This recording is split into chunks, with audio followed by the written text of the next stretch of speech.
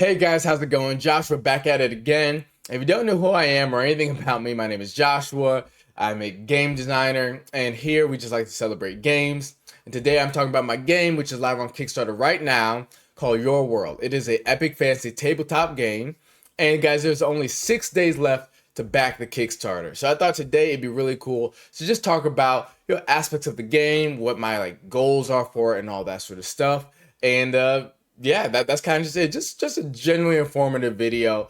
But guys, if you like what you hear in this video, you can click the link in my bio to check out the playtest as well as to back the Kickstarter. But with that, let's get into the video. So my game Your World is a epic fantasy tabletop game, right? You probably heard terms like that quite a bit, right? You might think of games like D&D, Pathfinder, all that sort of stuff. But you might be wondering, well, Joshua, how is yours different than the others, right? And, I don't know yet because the final version isn't here. But I can tell you what I want to be different or what I want my game to be. And I think will ultimately be different than a lot of other games. So let's start. There's three major things I want to accomplish with this game, right? Here we go. Number one, I want it to be epic. I mean, truly epic. And really, this is one and two, but it's two halves of the same coin, right? The reason why I say that is because I think there's two things that need to happen for a game to be epic. One, I think it has to play epically. I think it has to be quick, fast paced, or at least efficient, right?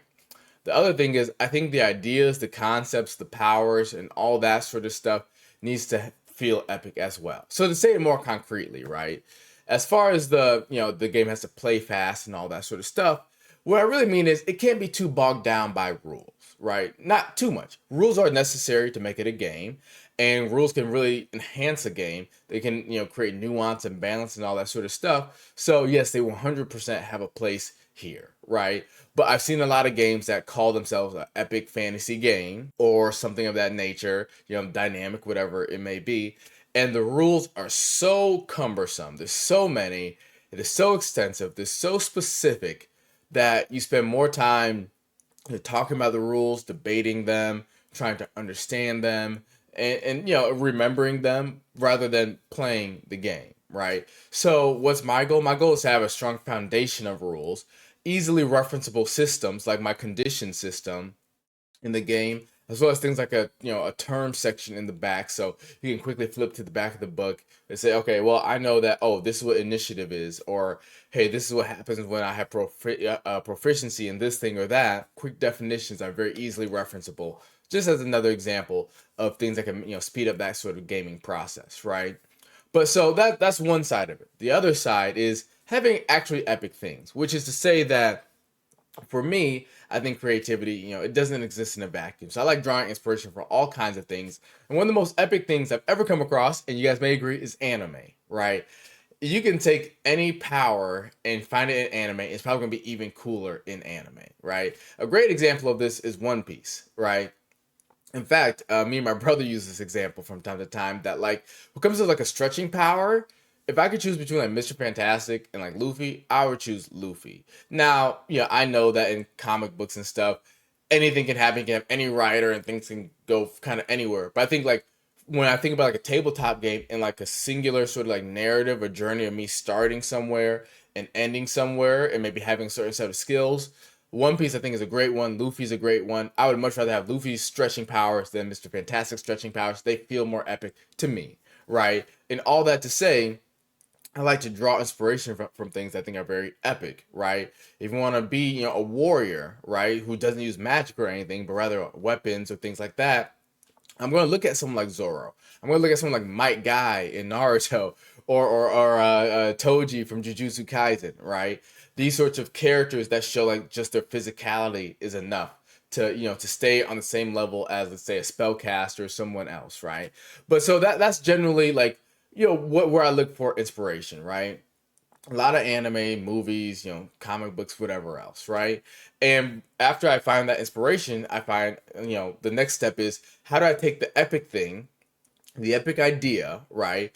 And how do I combine that with my foundation of rules, right? How do I make this unique character class or maybe this character ancestry or feats or whatever to create a system to where you can make these epic characters that progresses and every level feels meaningful, like you're becoming significantly stronger, so that by the end you feel like, oh, I guess minor spoilers. I guess major spoilers for Naruto, but it's been long done now. But you'll see, start with that kid as a dream to become Hokage, and then at the end you become the Hokage. You know what I mean? And you're like the strongest ninja, pretty much, right? And all that. I think that's what we want in tabletop games, right? Otherwise, why spend years potentially playing this game to get to the highest level if there's just other people that are just generally more epic. You know what I mean? Like outside like party members who are like equally epic and all that, right? But no, we play these because we want that sort of heroic fantasy, right? And that's what I aim to deliver. The third point and the final point for my whole trying to make an epic game is I think it's very, I don't know, it kind of deflates, I think, people's like wants and hopes when the character that you want to make is like has no support whatsoever, right? And yes, there's so many characters, it's hard to, make every character possible to make in a game. However, that doesn't mean I won't try. Now, what does that mean? That means that I want my game to be very, very customizable. I want to create my systems in such a way where with whatever is, contained within the final version of my game, at least a lot of the major archetypes you can have, right? I've seen a lot of these games where even something as simple as like, using like certain types of weapons, like from like one weapon or like two weapons is like, one is clearly better than the other because one's not supported as well. Or, hey, we don't have like a summoner, sort of archetype or anything like that, things like that of that nature. I want to make sure that my game is customizable enough to where if you want to be like a flame swordsman, there's a way that you can do that, right? If you want to have like really cool ice powers or psychic powers and things of that nature, you can do that. If you want to be teleporting across the battlefield, you can do that. If you love Naruto and you're like, man, I want to be like an Uchiha, that there's a way that you can build out your character that will still be compelling, will still be effective, but will also fulfill that fantasy at the same time, right? There's a lot of times when people will come to like the table with an idea and they say, hey, can I build this? And the answer is pretty much just no. Or it's like, you could, but it won't be very good, right? And that kind of comes into like me balancing my game out and all that sort of stuff. But ultimately, that's another thing that I want that I feel like is very, very important. So if you read my playtest, you will see that there's a lot of really cool stuff that helps you to, customize your character a lot more. And it's only going to get more customizable as it goes on. And there's a lot of really cool things I want to talk about that I can't talk about just yet. But the next the next playtest, you guys will see that, this game is even more customizable, for that purpose, right? But yeah, those are like the three major things, right? A strong foundation, but efficient, simple rule set, very truly epic, powers and how, systems to fight and move around the battlefield, combat and all that, as well as extremely customizable system so you can conceivably make any sort of at least major archetype and even a lot of minor ones, right? Those are three of my major design goals. And I think in a sort of early iteration, I think I'm hitting a lot of them to a degree. Not completely, right? That's why there's still more time to design the game.